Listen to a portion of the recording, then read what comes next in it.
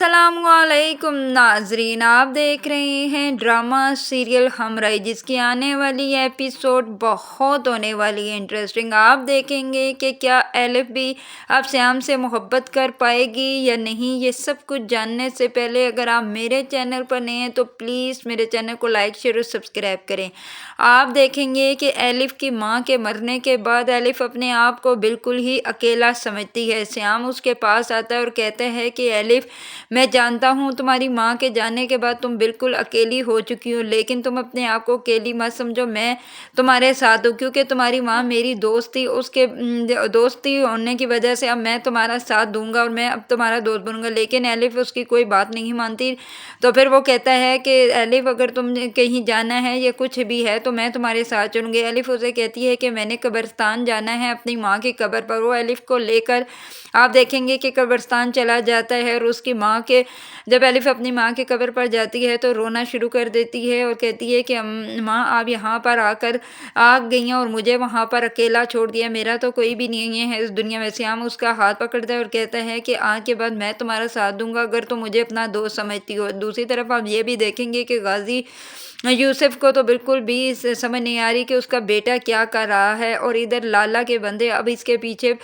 لگے ہوئے ہیں اور وہ ان کو فون کر کے بتاتے ہیں کہ غازی یوسف کا بیٹا قبرستان میں آیا ہوا ہے، اب اس کا کیا کرنا ہے۔ ادھر آپ دیکھیں گے کہ جب الف کو وہ لے کر قبرستان سے واپس آتا ہے اور اسے گھر چھوڑتا ہے تو دوسرے دن آپ دیکھیں گے کہ جب آتا ہے سیام اس سے ملنے کے لیے الف، تو الف تیار ہوئی ہوتی ہے اور کہتی ہے کہ میں ہاسپٹل جا رہی ہوں۔ تو اس پر اس سے سیام کہتا ہے کہ ہاسپٹل میں کیا کرو گی؟ تب وہ کہتی ہے کہ میں نے ڈیسائیڈ کیا ہے کہ میں اپنا ہارٹ ڈونیٹ کروں گی،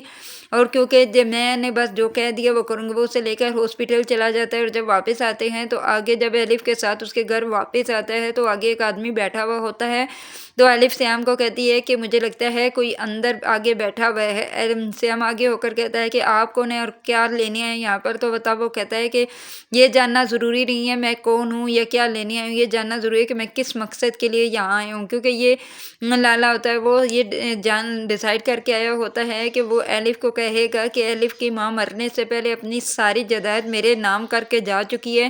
اس لیے الف اب تم مجھے میری ساری جائیداد کے کاغذات مجھے دے دو۔ ادھر اب دیکھیں گے کہ لیکن سیام اس کا اب الف کے ساتھ ہے، اب الف اکیلی لڑکی نہیں ہے، اس کا ساتھ دینے والا غازی یوسف کا بھی بیٹا ہے، وہ کبھی بھی الف کے ساتھ ایسا نہیں ہونے دے گا۔ اس پر اسے وہ کہتا ہے کہ جو بھی کرنا ہے اب میں تمہارے ساتھ ہوں، تم اپنے آپ کو اکیلا مت سمجھنا۔ دوسری طرف آپ یہ بھی دیکھیں گے کہ غازی یوسف کو کچھ سمجھ نہیں آ رہی کہ اس کا بیٹا کیا کر رہا ہے، کیونکہ وہ اپنے باپ کا بالکل بھی ساتھ نہیں دے رہا، بلکہ وہ تو اب الف کی محبت میں گرفتار ہو جائے گا۔ اب ان دونوں کو ایک دوسرے سے محبت ہو جائے گی، اور الف کے ساتھ آپ دیکھیں گے کہ سیام شادی بھی کر لے گا۔ پہلے تو الف بالکل بھی اعتبار نہیں کرے گی، لیکن وقت گزرنے کے ساتھ جیسے ہی سیام اس کی ماں کے ساتھ اچھا برتاؤ کر رہا تھا اور اچھا دوست ثابت ہوا تھا، اسی طرح الف کا بھی ساتھ اچھا برتاؤ اور اچھے سلوک کی وجہ سے الف کو بھی سیام کے ساتھ محبت ہو جائے گی، نہیں تو اسے دنیا سے اعتبار ہی اٹھ گیا، اور وہ بس اپنے آپ کو یہی کہتی ہے کہ میں اکیلی رہ گئی ہوں، میرا اس دنیا میں کوئی بھی نہیں ہے، کیونکہ ایک ماں تھی اور وہ بھی مجھے چھوڑ کر چلی گئی، تو اب میں جیوں تو کس کے لیے جیوں، کیونکہ میرا تو جینے کو دل بھی نہیں چاہتا۔ اس پر اسے سیام سمجھائے گا کہ کیوں نہیں،